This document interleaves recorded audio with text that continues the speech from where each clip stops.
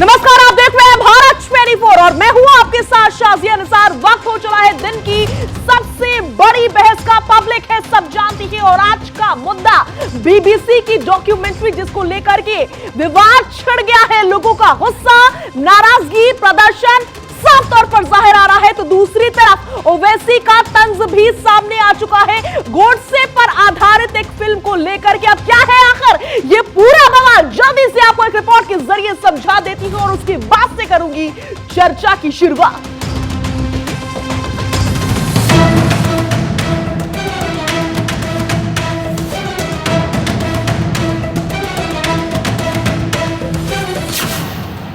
PM Modi के विरोध के लिए क्या देश का विरोध करेंगे? कि बीबीसी का एक इंटरव्यू, एक प्रोग्राम है, मोदी सरकार ने उस बीबीसी के इंटरव्यू को भारत में यूट्यूब पर, ट्विटर पर इसको बैन लगा दिया। मोदी विरोध के लिए सेना के शौर्य पर सवाल।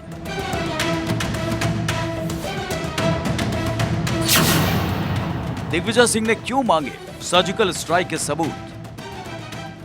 सर्जिकल स्ट्राइक की बात करते हैं कि हमने इतने लोग मार गिराए, लेकिन प्रमाण कुछ नहीं। कौन है जो देश की अमन शांति नहीं चाहता? बीबीसी की डॉक्यूमेंट्री, आखिर किसका प्रोपेगेंडा? कोई बाहरी एजेंसी हिंदुस्तान के आंतरिक मामले पर क्या कहती है, इसका कोई औचित्य नहीं है। विवादों की डॉक्यूमेंट्री पर सवाल ही सवाल।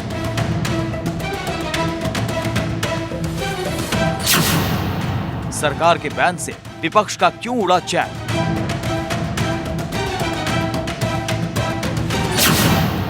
क्या देश की गरिमा से ऊपर है राजनीति? सुर्खियों में बने रहने के लिए गैर जिम्मेदाराना बयान देना, ये कांग्रेस पार्टी का चरित्र है। विपक्षी भारत के साथ या भारत विरोधियों के साथ?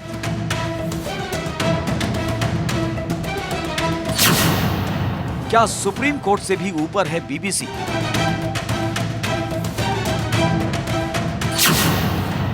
मोदी विरोध के लिए कितना गिरेंगे?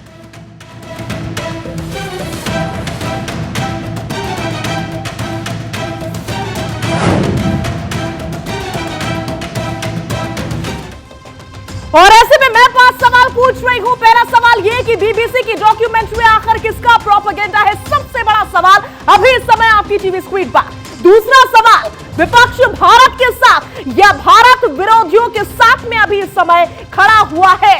मेरा तीसरा सवाल, क्या सुप्रीम कोर्ट से भी ऊपर है बीबीसी?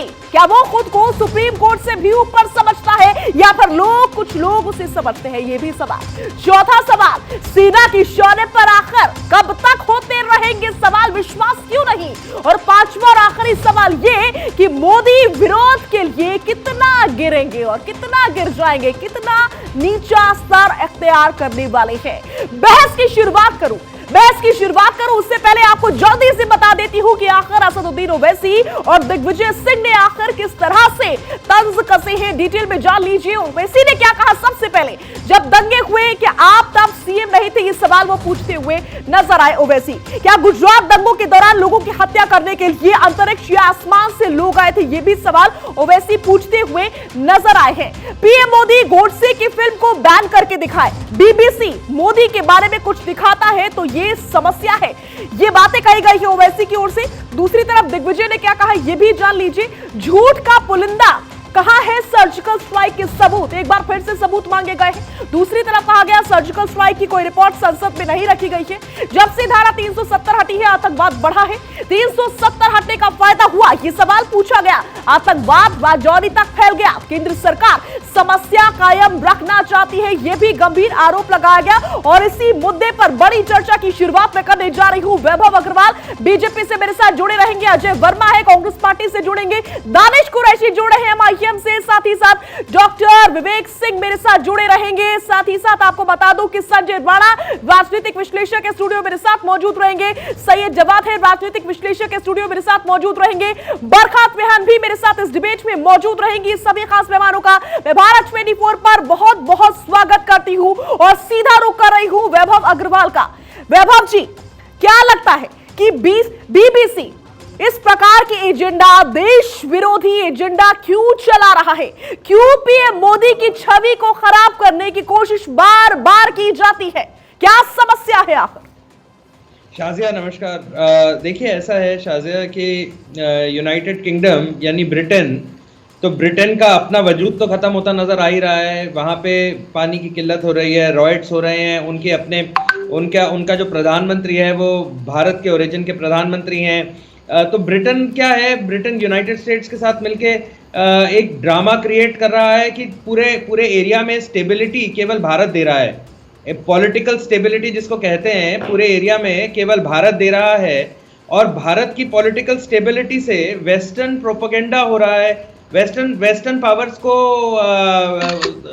बिल्कुल वो क्या कहते हैं उसको, एक डर है कि भारत जितना मजबूत होगा, भारत की मजबूती जितनी होगी, उतना भारत के सामने सबको घुटने टेकने पड़ेंगे। और आज की तारीख में भारत अंतर्राष्ट्रीय स्तर पर एक चरम सीमा पे है। तो ये किस प्रोपेगेंडा के तहत किया जा रहा है, क्यों किया जा रहा है, हमें उससे मतलब नहीं है। हमें भारत के नागरिक होने के नाते ये देखना है कि हमारे देश में क्या कानूनी प्रक्रिया का पूर्ण तरह से पालन हुआ है। हाँ, हुआ है। हमारे देश में क्या पूरी तरह इस पे इन्वेस्टिगेशन हुई है? हाँ, हुई है। हमारे देश में क्या पर्टिकुलर मसले पे बात हुई है? हाँ, हुई है। तो ऐसी कौन सी, मेरा प्रश्न ये है कि ऐसी कौन सी बाहरी ताकतें हैं जिनको अन्य राजनीतिक दल, जिसके अंदर एआईएमएम और आपका आकलन जानना चाहा था। अजय वर्मा हमारे साथ जुड़े हुए हैं कांग्रेस पार्टी से। अजय जी, क्या लगता है आपको कि कौन इस प्रकार की गतिविधियों को अंजाम देने की कोशिश कर रहा है? और सवाल यह भी, क्या इस मुद्दे पर देश में राजनीति होनी चाहिए? पश्चिमी मीडिया तो न जाने क्या क्या दिखाता है। अभी आप सुन भी रहे थे, चिढ़न इनकी बार बार जाहिर हो जाती है। तो क्या इस मुद्दे पर राजनीति होनी चाहिए, सियासत होनी चाहिए? शाजिया, इस पर राजनीति सबसे ज्यादा कर रही है इस वक्त भाजपा सरकार और उसका प्रोपेगेंडा सेल और उसका आईटी सेल, क्योंकि उनके पास मुद्दे विहीन हो गए हैं। मुद्दों से भटकाने के लिए, देश के लोगों को बहकाने के लिए, महंगाई से बचाने के लिए, महंगाई के ऊपर चर्चा न करें, व्यापार पर चर्चा न करें, रोजगार पर चर्चा न करें। मैं और मुद्दे तो बाद में बताऊंगा, मेन मुद्दे पे आना चाहता हूँ कि हिंदुस्तान में एक फिल्म बनी, हिंदुस्तान का सेंसर बोर्ड है, हिंदुस्तान के प्रधानमंत्री 1948 में जब गॉडसे की हत्या की गई, गॉडसे ने गांधी जी की हत्या की और गॉडसे को फांसी की सजा मिली थी। उसके ऊपर एक फिल्म बनाकर महामंडित किया जा रहा है गॉडसे को, गांधी और गॉडसे युद्ध करके। उस पर तो आप देश की सरकार ना बैन लगा रही है, ना कुछ कह रही है। और एक विदेशी वृत्त चित्र, ये संविधान में कहाँ लिख रहा है विदेशी वृत्त चित्र पर इसलिए ऑब्जेक्शन हो रहा है? ये भी एक बीजेपी की आईटी सेल की चाल हो सकती है। मैं संयुक्त राष्ट्र संघ से अपील करूंगा कि इसकी जांच करें, कहीं बीजेपी के लोग सत्ता पाने के लिए उस पर भी आप संयुक्त राष्ट्र संघ से अपील करेंगे? हाँ, ये मांग करूंगा कि कहीं ये इस स्तर के तो नीचे नहीं गिर गए हैं कि सत्ता की लालच, सत्ता के भूखे, सत्ता के भेड़िए विश्वास ऐसा लग रहा है आप लोग खो बैठे हैं, किस स्तर तक गिर सकते हैं और गैरों पर यकीन ज्यादा करने लगे हैं। इसलिए संयुक्त राष्ट्र संघ की बात कर रहे हैं। इस मुद्दे पर सरकार एक फिल्म के लिए आप बात कर रहे हैं, संयुक्त राष्ट्र संघ तक चले जाएंगे, लेकिन बाकी देश के मुद्दे आप लोगों को नजर नहीं आते हैं। ठीक है, ऐसी मनमानी हो जाएगी। ये काम हिटलर ने भी जर्मन में किया था, वो भी यही काम करता था। हिटलर ने भी यही काम करा था, डॉक्यूमेंट्री और फिल्मों पे बैन लगा देता था। जो फिल्में हिटलर के खिलाफ होती थी जर्मन के, बीच में नहीं बोला मैं आपके बीच में नहीं बोला, थोड़ा सुन लीजिए। हाँ, मैं आपको रोक मैं आपको बता रहा हूँ, फिर मेरे बात बोल लीजिए। मेरे भाई है जो काम हिटलर, जो लोग हिटलर के गलत कामों की बुराई करते थे, जो पेपर लिखते थे, जो पिक्चर दिखाते थे, जर्मन का तानाशाह शासक, काला शासक भी उनको बैन कर देता था या उनकी बुराई करता था। उसकी एक फोर्स थी, एसएस फोर्स, जहां पर जूज वर्सेस आपने सुना होगा हुआ था, पढ़ेंगे तो पता चलेगा। तो मैं प्रधानमंत्री जी से अनुरोध करना चाहता हूं कि अगर बैन करनी है तो सबसे पहले गॉडसे जो हत्यारा है, जिसको फांसी की सजा है, उस पर बैन हो। उसके बाद क्या ये दिखा रहे हैं, गुजरात के दंगे में 2002 के ऊपर एक हाई कोर्ट के जस्टिस ने कहा था कि गुजरात जल रहा था, नीरो बंसी बजा रहा था। ये मैं नहीं कह रहा, जस्टिस ने कहा था नीरो बंसी बजा रहा था। मतलब गुजरात की पुलिस लापरवाही थी जो होने दिया, ठीक और है। जहां पर हजारों लोग मारे ठीक है। गए, हिंदू मुस्लिम मारे गए। भारत की कौमी एक मैं ठीक है, आपने अपनी बात रखी। मैं वैभव आपको जी आऊंगी आपके पास आऊंगी। संजय राणा जी से मैं जल्दी एक से सेकंड कमेंट का ले लेती हूँ काउंटर इस कर बार। दूं शाजिया। ठीक है, 10 सेकंड में बात रखिए, 10 सेकंड में बात रखिए सर। हाँ, मैं केवल एक ही रिक्वेस्ट करूंगा अजय जी से कि अजय जी ने बहुत अच्छी बात कही कि संयुक्त राष्ट्र को मूव करना चाहिए, और शायद मेरा मैं उनको सपोर्ट करूंगा, लेकिन क्योंकि उन्होंने प्रस्ताव रखा है तो मैं बोलूंगा कि Rahul Gandhi member of parliament है, उनके पास देश को रिप्रेजेंट करने का आधिकारिक रूप से अधिकार है। मैं आपको चैलेंज करता हूं, मैं राजनीति छोड़ दूंगा आज, नहीं तो आप छोड़ेंगे, नहीं तो राहुल गांधी छोड़ेगा, अगर आप संयुक्त राष्ट्र में अपनी पार्टी से एक प्रस्ताव मूव करवा दें। मेरी सपोर्ट है आपको, मैं ऑन रिकॉर्ड स्टेटमेंट दे रहा हूं। देखो, जो प्रोपोगंडिस्ट है, जो बीजेपी का आईटी सेल है, तो राहुल जी चाय पीते हैं, शराब का गिलास बनाते हैं। अजय जी आप भाई है मेरे, ऐसा नाराजगी में मोदी के खिलाफ। अजय जी आप चैलेंज एक्सेप्ट कर रहे हैं? अजय जी चैलेंज एक्सेप्ट कर रहे हैं या फिर नहीं? 10 सेकंड में जवाब दीजिए अपना। चैलेंज एक्सेप्ट करना। एक शेर सुन लीजिए कि मैं कैसे यकीन कर लूं वो दूर जाके रोए, अब मेरे पास से वो गुजरे, मेरे हाल तक ना। शायरी सुनाने के लिए नहीं बोला था मैंने आपसे, मैंने शेर शायरी करने के लिए नहीं बोला था। डिबेट इसलिए नहीं रखी गई है कि आप आए और यहाँ पर कविताएं पढ़ना शुरू हो जाए, शेर शायरी करना शुरू कर दें, तो सवाल उसका जवाब ना दे। अजय जी लौटूंगी मैं आपके पास। संजय राणा जी, इस प्रकार की राजनीति आखिर क्यों की जा रही है? मेरा सवाल ये, सबसे पहले बीबीसी की बात करूंगी, इससे पहले भी देश विरोधी एजेंडा, उसकी तस्वीर सामने आती रही है, राजनीति इस प्रकार की होती रही है, इस प्रकार की खबरें बीबीसी छापता रहा है, और अब एक बार फिर से और उसी को लेकर के यहां पर उस मुद्दे को भुनाने की कोशिश भी की जा रही है। Good evening Shazia, good evening my fellow panel. देखिए ऐसा है कि बायस ब्रॉडकास्टिंग कंपनी जो यूके की है, जो सितंबर में आज महामारी से गुजर रही है, समझ लीजिए क्राइसिस से गुजर रही है, तो उनके लिए एक संजीवनी की तरह है किसी भी चीज़ को उठा देना। अब देखिए सबसे बड़ी बात होती है ब्रॉडकास्टिंग कंपनी क्या करती है, डजंट मैटर। ये होता है कि आप अपने संविधान या अपने लोगों पे कितना विश्वास करते हैं। ये कांग्रेसी और जो भी विपक्षी दल इस पर जो प्रश्न उठा रहे हैं, इनको अपने सुप्रीम कोर्ट पे विश्वास नहीं है, इनको अपने कॉन्स्टिट्यूशन पे विश्वास नहीं है। ये इस विश्वास करते हैं, और चाहिए इनको सर्टिफिकेट किसका, न्यूयॉर्क टाइम्स का सर्टिफिकेट चाहिए, इनको सर्टिफिकेट किसका चाहिए, बायस ब्रॉडकास्टिंग कॉर्पोरेशन ऑफ लंदन का चाहिए सर्टिफिकेट। अगर ये सर्टिफिकेट मांगते हैं तो इनको 2-3 चीजें और मैं रखना चाहता हूं। 1947 में बंगाल के जो दंगे हुए तो उसमें 5000 लोग मरे, तो उसका कौन होगा, कांग्रेस गवर्नमेंट थी। 1967 में रांची में 200 लोग मरे, तो उसका कौन होगा, उसमें कांग्रेस गवर्नमेंट थी। 1969 में दंगे हुए थे, भिवंडी में 80 लोग मरे, तो उसके जिम्मेवार कौन है, कांग्रेस गवर्नमेंट थी। 1979 में जमशेदपुर में 125 लोग मरे थे, कांग्रेस गवर्नमेंट थी। 80 का मुरादाबाद में 2000 लोग मरे थे, कांग्रेस गवर्नमेंट थी। 1984 का बता नहीं सकता कि कैसा नरसंहार हुआ था। देखिए किताबों पे 2700 लोगों का दिया कहा था, लेकिन तकरीबन हजारों लोग मरे थे, हजारों सिख भाई बहन हमारे मरे थे। उसका जवाब कौन देगा? तो ये समझ नहीं आता। ये सवाल इस समय सबसे बड़ा है, और बहुत ही शानदार आंकड़े अभी इस समय संजय राणा ने रख दिए हैं। जवाद अभी इस समय स्टूडियो में संजय राणा जी के साथ ही बिल्कुल खड़े हुए हैं। जवाद आपने सुना किस प्रकार के आंकड़े रखे हैं। कांग्रेस पार्टी के दरमियान भी एक नहीं बल्कि कई दंगे हुए, हजारों लोगों की जान गई है। फिर अब मोदी की छवि को खराब करने की बीबीसी कोशिश क्यों कर रहा है? सवाल ये नहीं, आप बहुत अच्छा, आपने वाजिब सवाल करा। क्या माननीय नरेंद्र मोदी जी देश के प्रधानमंत्री जो हैं वो क्या देश हो गए? सवाल तो ये भी है ना।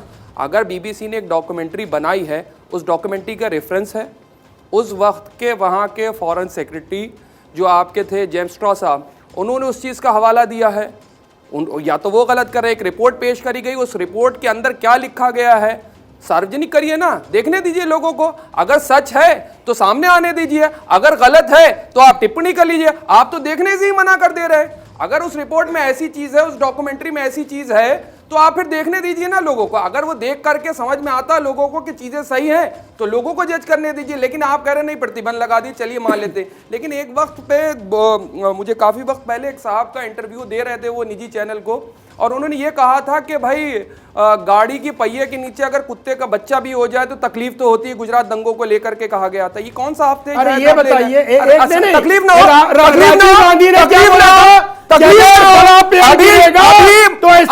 अमित शाह ने ये कहा उसने बोला था कि Rajiv Gandhi current prime minister of India ने ऐसा स्टेटमेंट दिया था। अरे क्यों रुक जाए, क्यों रुक जाए, बात मुकम्मल कर लूं। अभी 22 की रैली के अंदर, अभी गुजरात चुनाव के अंदर देश के गृह मंत्री कह रहे थे कि हमने 2002 में दंगाइयों को सबक सिखा दिया। क्या मतलब निकाले साहब हम इसका? क्या जाकर के आज आंखों में जकिया जाफरी के जाके आंखों में कहेंगे कि इंसाफ हुआ है? सबक सिखा दिया। क्या बिल्किस की आंखों में जाकर के कहेंगे इंसाफ हुआ है? उसी दंगा पीड़ित सबसे ज्यादा पुलिस की गोलियों से मरने वाला तथ्यों में ये हिंदू थे। 250 बड़ी बातें करने वाले पुलिस ने मारा है। सीना है सबसे ज्यादा हिंदू मरे थे। 56 इंच का सीना है। 70 एक डॉक्यूमेंट्री से डरे मरे थे, वो दंगे मरे थे। क्या लोग बन रहे हैं सरकार? दुनिया में सबसे बड़ा लोकतंत्र, सबसे बड़ा लोकतंत्र, बात करो। पढ़ने की जरूरत नहीं है। को अरे दिखा रहे आंकड़े दे रहे 90 का हैदराबाद का दंगा, मोदी जी देश नहीं है, मुंबई का दंगा, भारत नहीं है, मोदी जी देश के प्रधानमंत्री है। इसका मतलब यही बनेगी। इस देश में दंगा 2002 के बाद दंगा हुआ, पूछे जाएंगे, 2014 के बाद दंगा हुआ, देश में नहीं हुआ। अरे आप जाके जकिया जाफरी की आंखों में कह पाएंगे तुम्हारे डाल के बोल रहा हूँ। दानिश कुरैशी, बिल्किस बानो की आंखों में आंखें डाल करके कह पाएंगे उसके साथ इंसाफ हुआ? रेपिस्ट के समर्थन में खड़े होने वाले लोग आंखों में आंखें डाल करके कह पाएंगे कि इंसाफ हुआ उसके साथ? आज रेपिस्ट के समर्थन में खड़े होते और बातें करते। आप ये बताइए कोर्ट का दरवाजा क्यों नहीं खटखटाते हो? यहाँ पे टीवी डिबेट में क्यों चिल्लाते? बिल्किस बानो, अरे बिल्किस बानो में क्यों चिल्ला रहे हो? फिर जाओ कोर्ट में, अर्जी डालो कोर्ट में। अरे मेरे साथ समर्थन में खड़े होने वाले टीवी डिबेट में। एक सेकंड दानिश कुरैशी को मैं इस डिबेट में शामिल कर रही हूँ। एमआईएम से जुड़े हुए हमारे साथ दानिश साहब, ठीक है, आपको एक डॉक्यूमेंट्री से दिक्कत है या फिर बहुत सारे लोगों को दिक्कत है, लेकिन अगर वो डॉक्यूमेंट्री किन्हीं कारणों की वजह से बैन करवाई जा रही है, बंद करवाई जा रही है या फिर उस पर रोक लगाई जा रही है, तो इस पर सवाल क्यों? आप लोग बीबीसी पर इतना विश्वास कैसे कर सकते हैं? देखिए, दिक्कत यहाँ दो बातों की है। एक बात मैं आपसे कहूँ, प्रॉब्लम भारतीय जनता पार्टी का क्या है?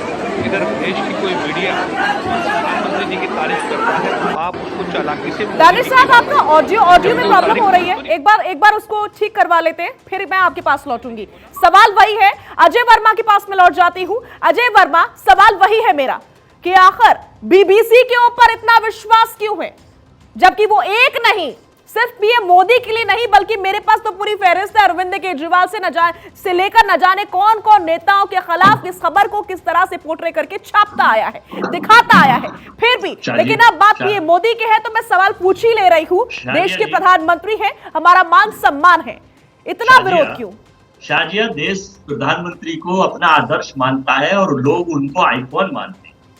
लेकिन जब आईफोन के मैं आपको 10 उदाहरण दे रहा हूं तो लोग इसके बारे में आप ही धारणा बता देते। 2014 में एक भारत में वास्को डिगामा आए थे गुजरात से और उन्होंने भारत की खोज की थी, तो उनकी होने वाली डिप्टी पीएम कंगना रनौत कहती है कि 2014 में ही भारत हुआ था, भारत आजाद हुआ था और सारा विकास तभी हुआ है। चलो ये छोड़ बात करिए अजय जी, साहब ने ये करा था, घूम के बातें ना करिए, तब आपके पास बोले। 1948 में चले गए थे नेहरू जी यूनाइटेड नेशन, और एक आप आज जाने वाले हैं यूनाइटेड नेशन।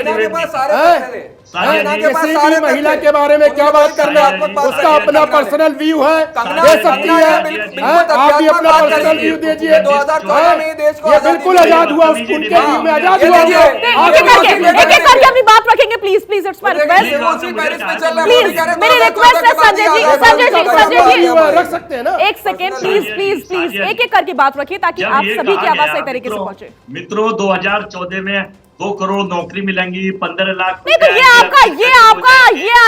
आपका मुद्दा अलग हो सकता है अजय जी, ये मुद्दा इससे नहीं जुड़ता है। प्रोफेसर डॉक्टर विवेक सिंह मेरे साथ जुड़े हुए हैं। विवेक जी कुछ कहना चाह रहे हैं, बात रखिए। अजय जी लौटूंगी मैं आपके पास और आपकी बात से मैं इत्तेफाक नहीं रखती हूँ, ठीक है? आपका विरोध अलग बात पर होगा, घर में 2022 तक। ठीक है, सुन लिया आपको। विवेक सिंह, देखिए शाजिया जी, मैं पहले अजय जी की पहले बात की जवाब दे दूं। देखिए, अजय जी ने एक बड़ी अच्छी बात कही, और देखिए मैं तो मानता हूं कि पहले जो है यूनाइटेड नेशंस में पाकिस्तान जाता था, और आज आप देखिए पाकिस्तान की क्या हालत हो गई है। अब दूसरे नंबर पे कांग्रेस का नंबर है, जो कि कांग्रेस भी है जो है यूनाइटेड नेशंस जाना चाहती है। तो पाकिस्तान का आप अजय जी हाल देखिए क्या हो गया, यूनाइटेड नेशन में जाना चाहता था और आप अब नंबर लगाकर खड़े हैं। तो देखिए भगवान आपकी रक्षा करे। दूसरी बात यह है, मुझे लगता है कि कांग्रेस को भी आपके ऊपर संज्ञान लेना चाहिए। आप ऐसा कुछ भी उल्ट जो है बात करते हैं, आप भारत में हो और ऐसी क्या बात है कि आप यूनाइटेड नेशन जा रहे हो, यूनाइटेड नेशन ऐसे जाते हैं, बात पूरी हो जाए एक बार, फिर आप मुझे कर लीजिए।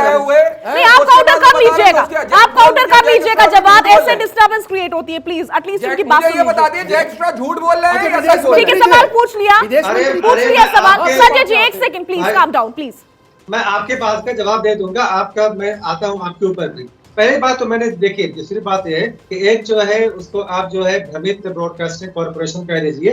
बीबीसी जो है सबको पता है कि उसका चाल चरित्र चेहरा क्या है और पिछले कुछ वर्षों में उसने क्या किया है। देखिए, आप देखिए भारत के डेवलपमेंट की बात करिए, अगर आप मैं एक आपका सिलसिला मैं गिनवा देता हूँ। कश्मीर इश्यू जो था, जो 1984 का ब्लू स्टार जो ऑपरेशन किया गया था, जब सिक्किम का विलय किया गया था, सब पर जो है बीबीसी की क्या राय है सबको पता है। और इसमें किसी को जो अरे मैं मुद्दे पर बात कर रहा हूँ, आपको समझ नहीं आता क्योंकि आप जो है ना समझ लोगे, आपको समझ नहीं आएगा। मैं उसी पर आ रहा हूँ कि सबको पता है कि बीबीसी क्या है और बीबीसी किस चीज का जो है प्रचार करती है। अब देखिए, मैं आता हूँ ना, मैं आपके सवाल पे आता हूँ कि आखिर फोर्स हो रहा है, लेकिन सबको पता है कि 2000 अरे सुन लीजिए ना आप भाई, अगर मैं बोलूंगा तो बोल नहीं पाओगे।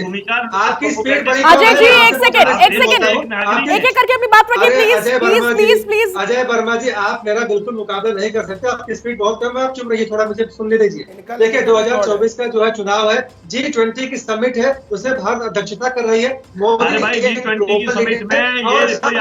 मोदी की और यहाँ पे इंदिरा जी ने, राजीव जी ने, नरसिम्हा राव ने कई प्रोग्रामों की अध्यक्षता की है। आप यहाँ रोटेशन में मिलता है, आप क्यों बहका रहे हो लोगों को? प्रोपेगेंडा फैला रहे हो।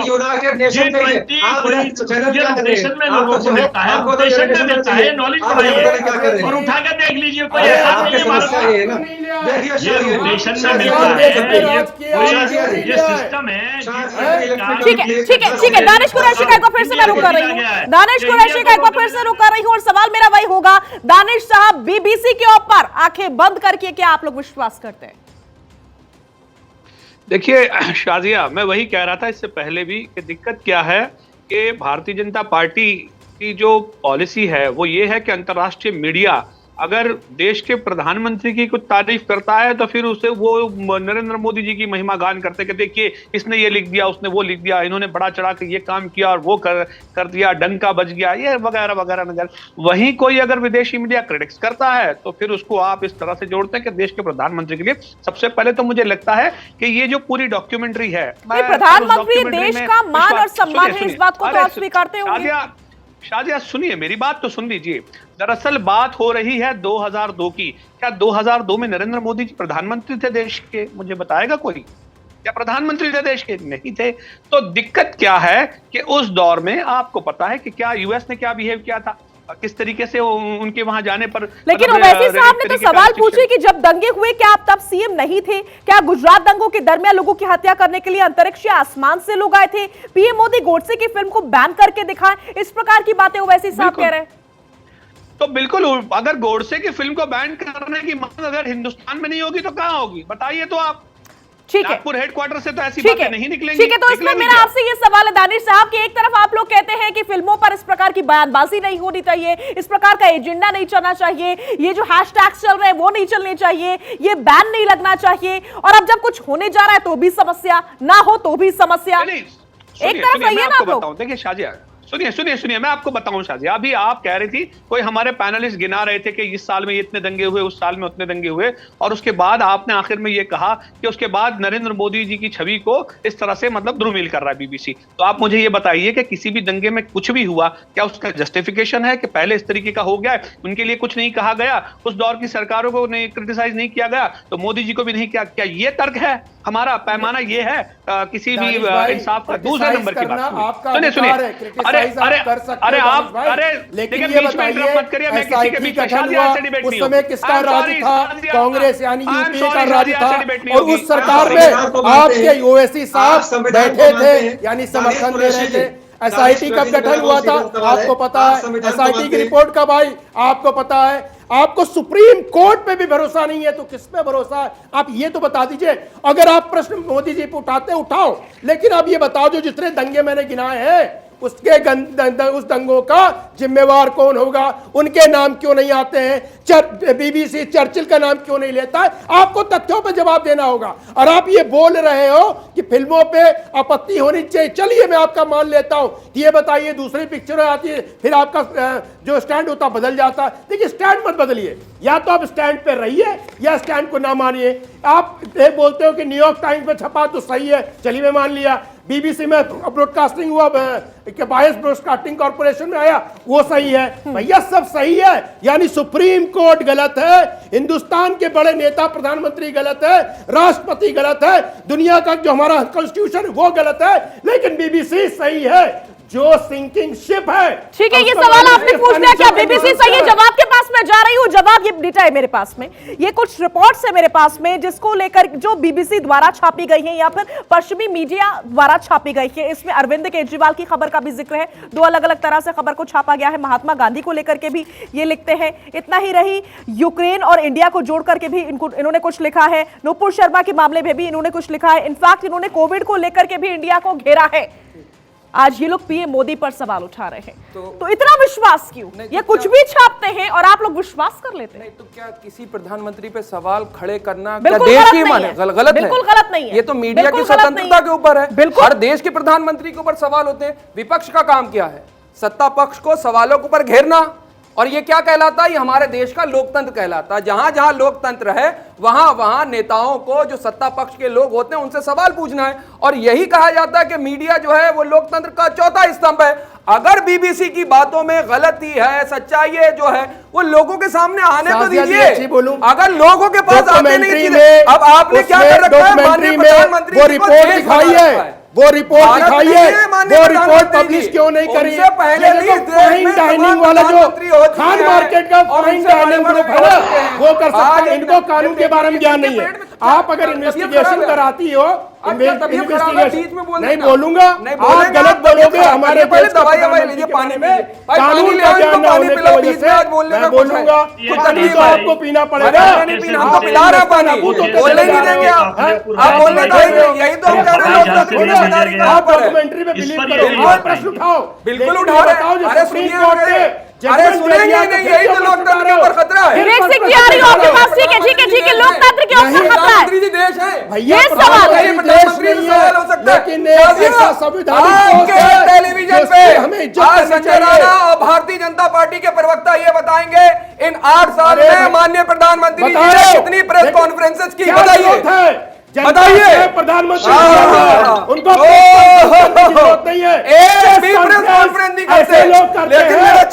जवाब मुझे विंडो में लेकर आइए। मेरा सवाल सही है, जवाब से अभी इस समय ये है, जवाब सवाल सुन लीजिए, सवाल सुन लीजिए। सवाल मेरा ये है कि आप छाती ठोक करके, सीना ठोक करके कह रहे हैं कि प्रधानमंत्री नरेंद्र मोदी पर तो सवाल उठाएंगे, हमारा अधिकार है, बिल्कुल सवाल उठाइए। लेकिन मेरा सवाल ये है कि आपको आंखें बंद करके बीबीसी के ऊपर इतना विश्वास कैसे है? बीबीसी के ऊपर और भारत के मीडिया के ऊपर तमाम लोगों पर ना यकीन की बात होती है ना सच की बात होती है। अब आपको बता दूं क्या है भारतीय जनता पार्टी के साथ समस्या क्या है। जैसे ही उनकी वाहवाही होती है वो दिन भर मीडिया चैनल पे एक ही बीबीसी के ऊपर विश्वास अरे आ रहा हूं, बीबीसी के ऊपर भी आ रहा हूं। मेरे विश्वास से थोड़ी ना, लोगों को विश्वास है, देखा जा रहा है, लोग तय करते हैं, मैडम। हमारे और आपके तय करने से बीबीसी नहीं चलता है। बीबीसी कहां चलता है? पूरे विश्व में चलता है। सवाल उठा रहे हैं, आप मुझे जवाब दीजिए कि आप बीबीसी के ऊपर, एक सेकंड संजय जी एक सेकंड, मेरा सवाल सही जवाब से ये है कि आप बीबीसी के ऊपर आंखें बंद करके इतना विश्वास कैसे कर सकते हैं, ये बताइए। हम सुनिए, बीबीसी की बात हो रही, कोई भी जर्नलिस्ट की मैं बात कर रहा हूं, इसमें बीबीसी को टारगेट आप काहे के लिए करे? बहुत सी वेस्टर्न मीडिया ने बहुत कुछ लिखा हुआ है। बीबीसी और सुनिए, इससे पहले कांग्रेस के प्राइम मिनिस्टर के बारे में भी लिखा हुआ है। इससे पहले, अरे सुनिए, इससे पहले, अच्छा उससे पहले तो भारतीय जनता पार्टी कि विदेशों के अंदर भारत की साख गिर रही है, रुपया गिर रहा है, तमाम बड़ी बड़ी रिपोर्ट आते थे। आगे बढ़ रहे हैं, अब आगे बढ़ते जा रहे हैं। आपने वो वीडियो देखा, आपने वो वीडियो देखा, एक सेकेंड, जब बाद आपने जो बाइडेन को देखा था, आपने डोनाल्ड ट्रंप को देखा था, भागे पीएम मोदी से मिलने आए थे। देखो विदेशों के अंदर क्या छप रहा है, हमारे देश का नाम खराब हो रहा है, कांग्रेस से सत्ता नहीं संभल रही, यही लोग उन्हीं रिपोर्टर का जो है आकर के रेफरेंस लेते हैं। हिंदुस्तानी मीडिया आपके नजर में पूरी तरीके से गलत है और बीबीसी बहुत ही अच्छा है। ठीक है, इसी सवाल पर मैं लौटूंगी। ठीक है, आप वकालत करने, बिल्कुल मैं समझ रही हूँ कि शायद आप बीबीसी के स्पोक्स पर्सन बन चुके, इसीलिए आप हिंदुस्तानी मीडिया नहीं बल्कि वेस्टर्न मीडिया की वकालत करते हुए नजर आ रहे हैं। लौटूंगी मैं आपके पास। फिलहाल इस समय की हेडलाइंस क्या है जल्दी से दर्शकों को बता देती हूँ।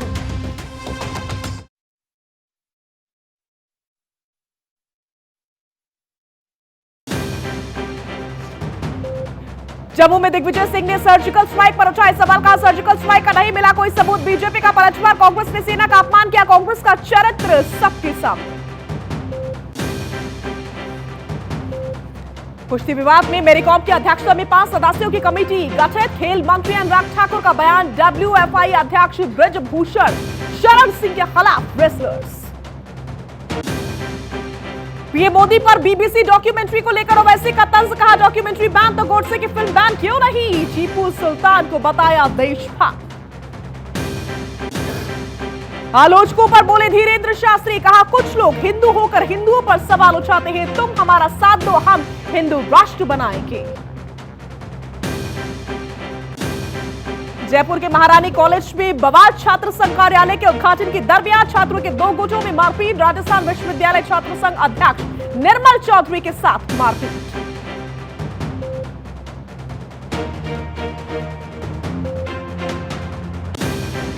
सह प्रायोजक है जयपुर नेशनल यूनिवर्सिटी।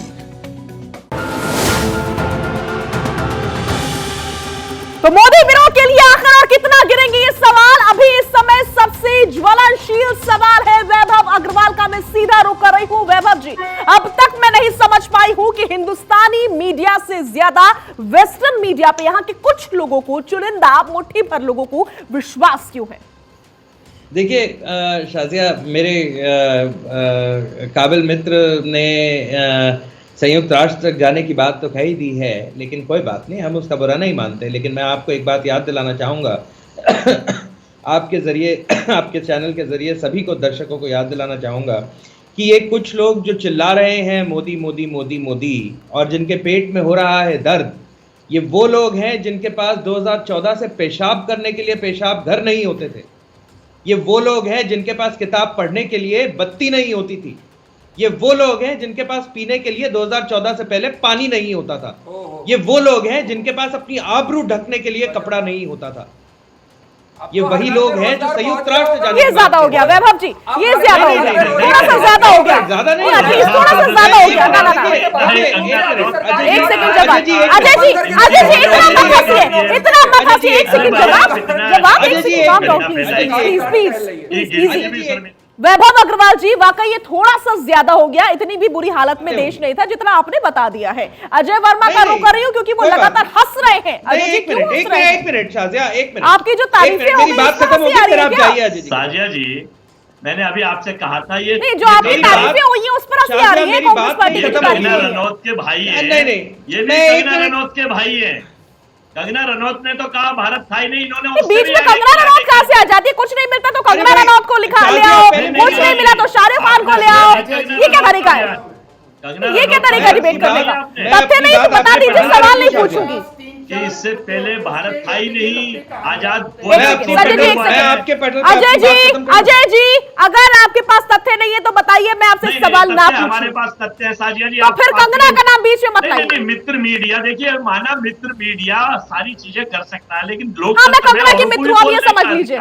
बिल्कुल, मैं शाहरुख खान की भी मित्र हूँ, मैं कंगना की भी मित्र हूँ, मैं ऋतिक रोशन की भी मित्र हूँ, करीना की भी मित्र हूँ। आगे बोलिए, क्या करना? समस्या किस बात की? स्वामी जी की भी मित्र है, जो आजकल वो जो चमत्कारी समस्या किस बात की? माइंड गेम, समस्या किस बात की? अंधविश्वास की मैं खिलाफ हूँ। मैं 2 दिन पहले की डिबेट आपने देखी होती तो पता चल जाता। देश के लोगों को व्यापार चाहिए, अपने मुद्दे पर जवाब दीजिए। इस देश के लोगों को भूखमरी नहीं चाहिए। इस देश के लोगों को 100 अरब रुपए से ज्यादा व्यापार घाटा हो गया। इस देश के लोगों को 11 लाख करोड़ रुपए का कर्जा माफ कर दिया। इस देश के लोगों को नौकरी नहीं मिलती, महंगाई की दर उच्चतम स्तर पर है, बेरोजगारी की दर उच्चतम स्तर पर है, और ऐसे प्रोपेगेंडिस्ट को मुखौटे चढ़े आ जाते हैं जो सरकार इसके अलावा आपके पास कुछ तथ्य नहीं होता है।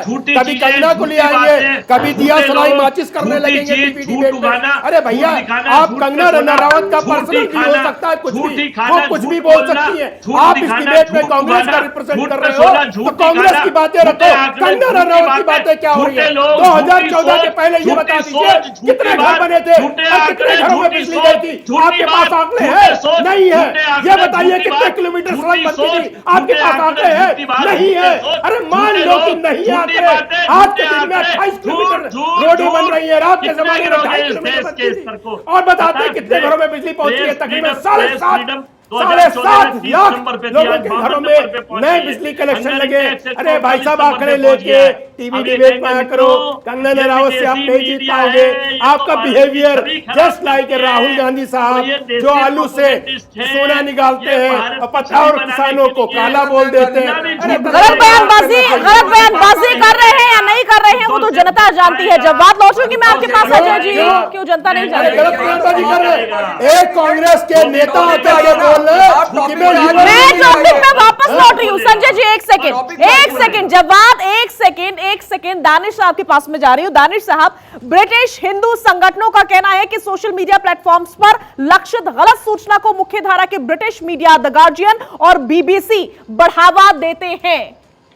एक और नया पहलू, इस पर आपकी प्रतिक्रिया?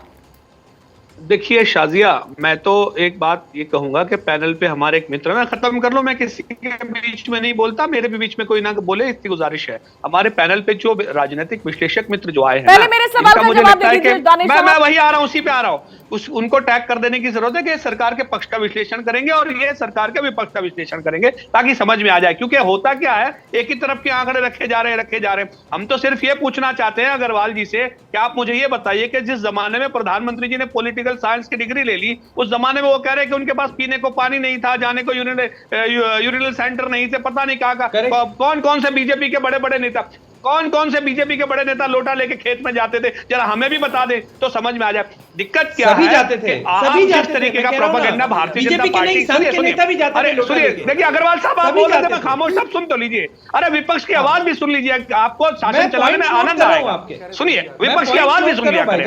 हाँ, सुनिए, अब सवाल ये है कि दिक्कत क्या है कि भारतीय जनता पार्टी का प्रॉब्लम यह है कि विपक्ष की आवाज सुनते नहीं है। वो हमेशा से सरकार विरोधी, मतलब जमहूरी तौर पे डेमोक्रेटिक प्रोसेस करके अगर किसी भी तरीके का विरोध करते हैं, उसको भारतीय जनता पार्टी और उसका आईटी सेल इस तरह से एस्टैब्लिशमेंट में लग जाता है कि ये राष्ट्र का विरोध है, ये देशद्रोह है, इस तरह से नहीं होना चाहिए। चाहे किसान आंदोलन हो, चाहे सीएनआरसी हो, चाहे और कुछ भी हो। लेकिन जब भी सरकार की नीतियों का, आप मुझे बताइए, नोटबंदी का विरोध कर रहे थे तब क्या था? सारी दुनिया ने लिखा था, बताइए तो अब क्या हुआ उसका? तो दिक्कत डॉक्यूमेंट्री की बात कर रहे हैं, वो करिए ना। मैं उसी पर आ रही हूँ। दानिश साहब एक बात बताइए, एक सवाल मेरा भी ले लीजिए। दानिश साहब, आपने बहुत सारी बातें गिनवा दी, बहुत सारी बातें कह दी।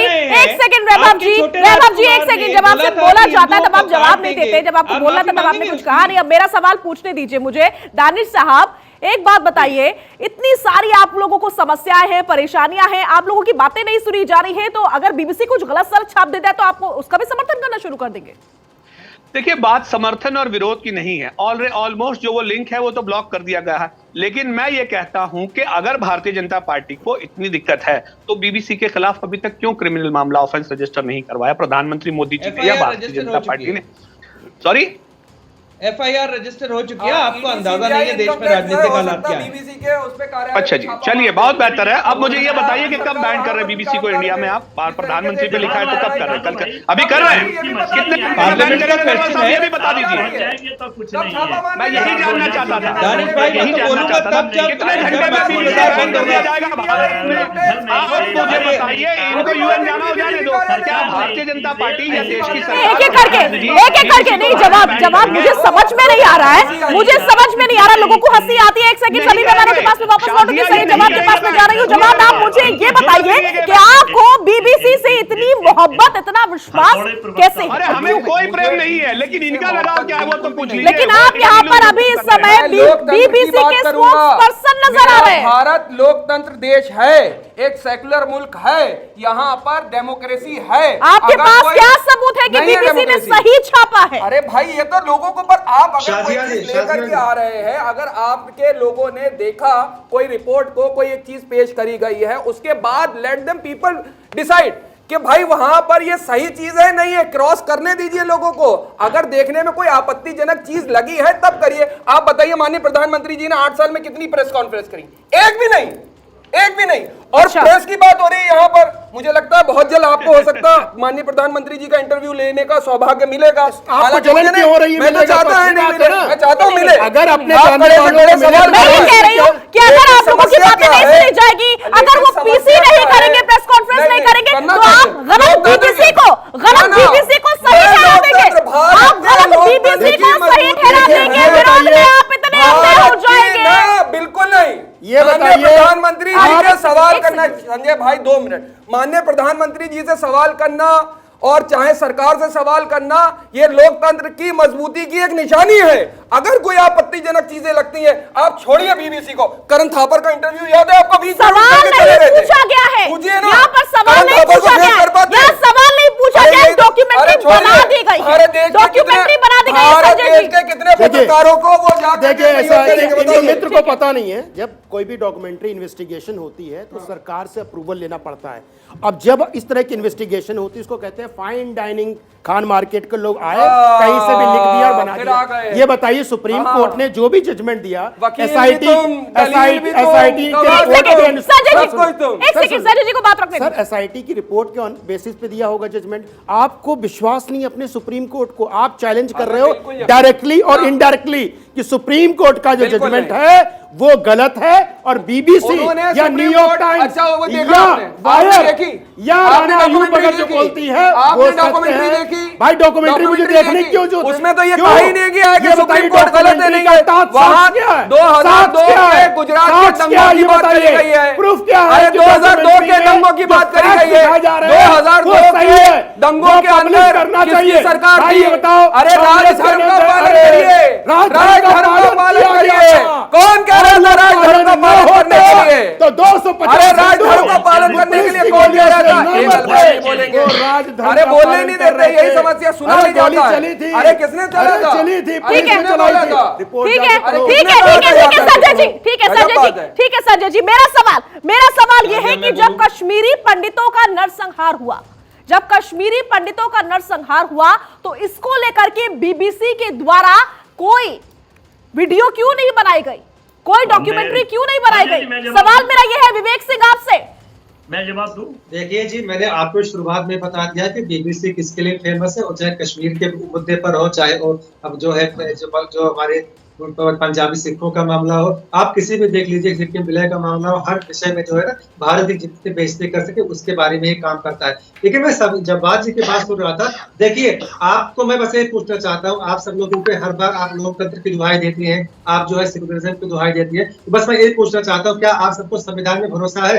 अगर आपको संविधान में भरोसा है तो जो न्यायिक प्रक्रिया है, जो एसआईटी गठित हुआ था कि नहीं, हाई कोर्ट का फैसला था, सुप्रीम कोर्ट का फैसला था, क्या आप उसको नहीं मानते? फिर आप किस मुंह से बोलते हो कि आप संविधान में भरोसा करते हो? जब सुप्रीम कोर्ट ने क्लीन चिट दे दिया है, सुप्रीम कोर्ट ने मान दिया है, तो आप क्यों मानते हो? अरे बीबीसी को तो ब्रिटेन में भी लोग नहीं तवज्जो देते, बीबीसी को तो ब्रिटेन में लोग नहीं मानते, आप उसकी बात कर रहे हो? आप सुप्रीम कोर्ट भारत के सवाल करिए ना, यही समस्या है। अभी बोलेंगे, ये भी बोलेंगे, सच बोलने को पर अगर मिर्ची लगने नहीं तो लगे भी रहे, हम सच ही बोलेंगे। जवाब एक सेकंड, हम सच ही बोलेंगे। आप मुझे बता दीजिए कि अब तक क्यों नहीं बनी है कश्मीरी पंडितों के नरसंहार को लेकर के कोई डॉक्यूमेंट्री? क्या नहीं लिखा गया कश्मीरी पंडितों के डॉक्यूमेंट्री क्यों नहीं बनी? क्या नहीं करा गया? गलत बयानबाजी है, तमाम चीजें। आज भी कश्मीरी फाइल का कौन लोग सपोर्ट कर रहे थे? कौन लोग सपोर्ट कर रहे थे कश्मीर फाइल्स को लेकर के? जिसमें गलत बयानबाजी भी थी, बताइए। सरकार कौन थी? सरकार किसकी थी? के अंदर जिस वक्त फारूक अब्दुल्ला की सरकार गई, उस वक्त के गवर्नर कौन थे वहां पर? बताइए, नहीं कहते।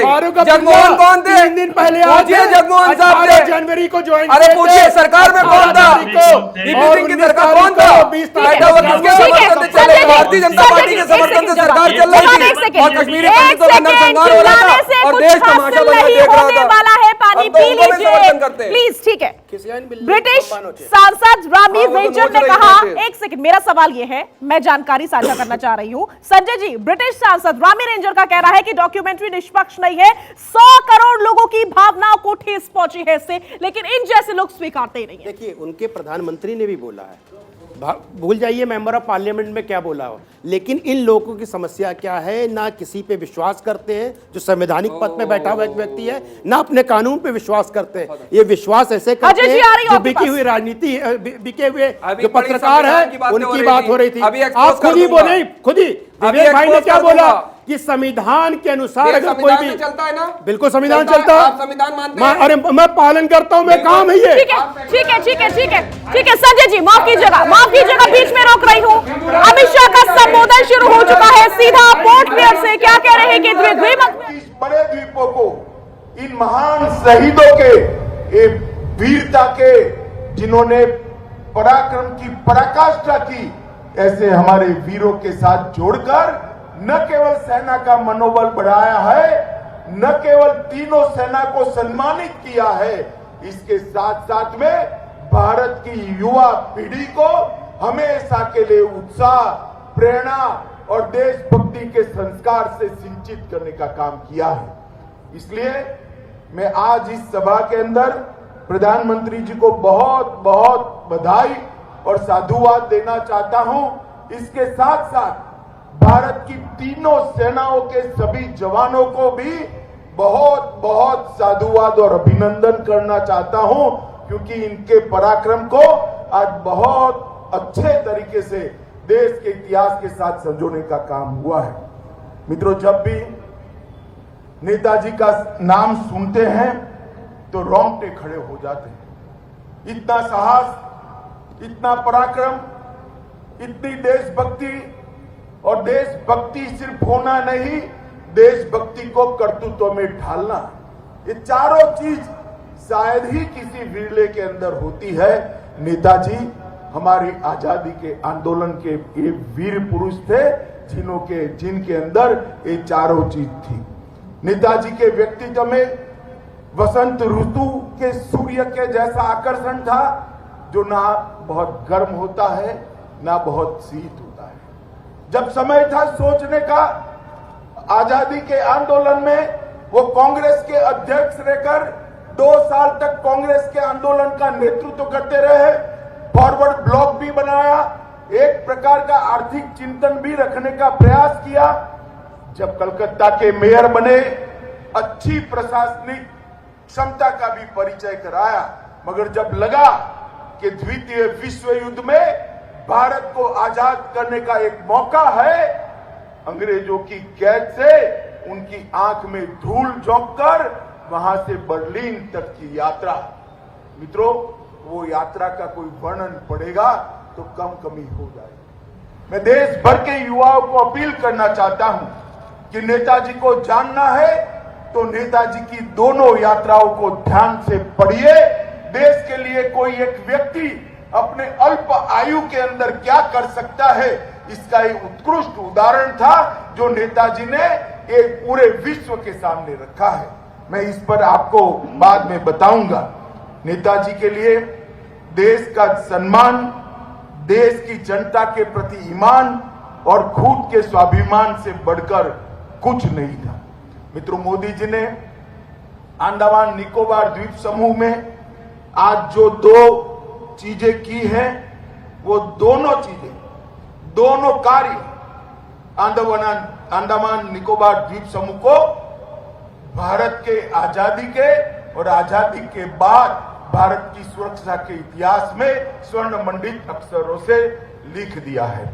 वैसे ही अंडमान निकोबार, उसका इतिहास कौन जानता नहीं। यहीं पर आजादी की तीर्थस्थली जैसी सेल्युलर जेल है, जहां वीर सावरकर ने अपार यातनाओं को सहते हुए कभी न झुकने वाला जज्बा दिखाया था, जहां पर अनेक सन 57 से लेकर सन 47 तक, 1857 से 1947 तक अनेक कैदियों ने यहां रहकर आजादी के आंदोलन की तपस्या करी थी। पूरे देश के युवाओं के लिए मैं हमेशा कहता हूं, इस सेल्युलर जेल एक मॉन्यूमेंट नहीं, देश के युवाओं के लिए आजादी के आंदोलन का एक तीर्थ स्थान है। और वही जगह पर जब तख्त लोग आज अंग्रेजों के परेशानियों से, उनके जुर्मों से तप्त आजादी के लड़ाकों को यही भूमि ने मां की तरह सांत्वना देने का काम किया था। और इसके साथ साथ अंडमान निकोबार का एक द्वीप समूह वो सौभाग्यशाली भूमि है जिसको पूरे भारत के अंदर सबसे पहले आजाद होने का गौरव मिला। 30 दिसंबर 1945 को हमारा अंडमान आजाद हो गया। मैं तो जब भी द्वीप समूह के भूमि पर पैर रखता हूं, रोमांचित हो जाता हूं। ये भूमि पर नेताजी ने ध्वज फहराकर अंडमान को स्वतंत्र करने का काम किया था। और आज वहीं पर नेताजी की स्मृति में एक द्वीप पर स्मारक बन रहा है। देश नेताजी के उपकारों को, उनके ऋण को कभी चुका नहीं सकता, मगर हम एक छोटा सा प्रयास तो जरूर कर सकते हैं। उनके जीवन से, उनकी वीरता से, उनकी देशभक्ति के गुण से नई पीढ़ी सीखे, ऐसे स्मारक बना सकते हैं। वो काम आज मोदी जी ने किया है और मैं इसके लिए अंडमान निकोबार द्वीप समूह के सभी नागरिक भाइयों बहनों को बहुत बहुत बधाई देना चाहता हूं। इस सप्ताह के अंदर, जैसे अभी छोटे से वृत्त चित्र में आपने देखा, मणिपुर के मोइरांग में जहां पर नेताजी ने हिस्सा भी जीता था, बारडोली सूरत जहां नेताजी अध्यक्ष बने थे, कोलकाता जहां उन्होंने पहली बार मेयर भी बने, स्नातक की डिग्री भी, उपाधि भी हासिल की, नागालैंड में कोहिमा, गुजरात में हरिपुरा और कटक जहां उनका जन्म स्थान था, सभी जगह पर गृह मंत्रालय ने अलग अलग कार्यक्रम कर नेताजी की याद को संजोने का और उसको आगे बढ़ाने का काम किया है। मित्रों, नेताजी के जीवन को हम ध्यान से देखें तो उस जमाने में देश के सारे युवाओं का स्वप्न होता था आईसीएस अफसर बन जाए और अंग्रेजों के राज के साथ जुड़कर अपना जीवन सफल कर। नेताजी आईसीएस तो बने, सिलेक्ट भी हुए, पास भी हुए, मगर अंग्रेजों की नौकरी करना पसंद नहीं किया। इस्तीफा देकर उन्होंने देश को आजाद करने की मुहिम के अंदर जुड़ना पसंद किया। सबसे कम आयु वाले कोलकाता के मेयर बने, सबसे कम आयु वाले कांग्रेस के अध्यक्ष बने और 1938 में फिर से चुनकर आए। गांधी जी के साथ कार्य पद्धति के मतभेद के बाद उन्होंने कांग्रेस छोड़ दी और अपना रास्ता अख्तियार किया, वहां फॉरवर्ड ब्लॉक की स्थापना की। और जब मौका लगा कि अब देश को आजाद किया जाता है, किया जा सकता है, उन्होंने आईएनएस की स्थापना कर देश को आजाद करने का बहुत बड़ा प्रयास किया।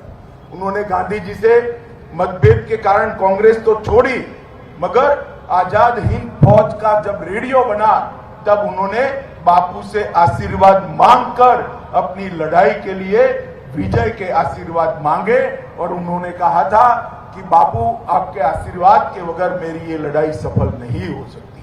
ये उनकी विनम्रता बताता है। उन्होंने आजाद हिंद फौज का गठन किया और ये बहुआयामी व्यक्तित्व, ब्रिलियंट विद्यार्थी रहा, उत्तम प्रशासक रहा, राजनीतिज्ञ रहा, सेनानी भी रहा और सभी गुप्तचरों को पछाड़ दे ऐसी गुप्तचर की कला में भी माहिर होकर कलकत्ता से ग्रेट एस्केप की यात्रा कर यूरोप तक गए।